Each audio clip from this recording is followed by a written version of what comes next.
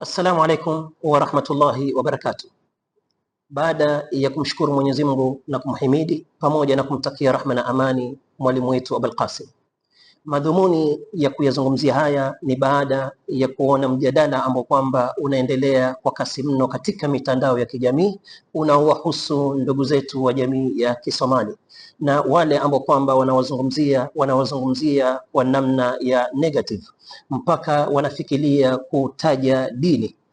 Kuhusu ndugu zetu wa Kisomali, sisi kama Waislamu tumshukuru Mwenyezi Mungu Subhanahu wa Ta'ala.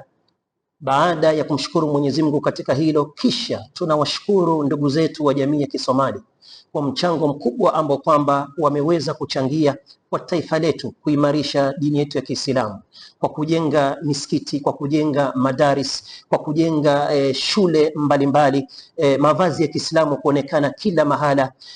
Wametusaidia kama Waislamu kujaribu kuonekana tupo na sisi katika taifa letu, taifa ambalo kwamba halibagui dini, taifa ambalo kwamba limempatia mtu uhuru wa kuabudu. Na pia ningependa kusema ni makosa kuhukumu jamii nzima kwa kosa ya mtu mmoja. Kwa mfano Mbaluya mmoja ama Mkikuyu mmoja ama Mjaluo mmoja akikosea, ni makosa kujudge ama kuhukumu jamii nzima kwa kosa la mtu mmoja wa kabila kama ile. Ama dini, Mkristo akikosea, tusihukumu Ukristo kwa kosa la Mkristo. Kuna tofauti ya Mkristo na Ukristo, na vile vile kuna tofauti ya kosa la Muislamu na Uislamu. Haya ni mambo mawili ambayo kwamba ipo haja tuwe ni wenye kuyajua.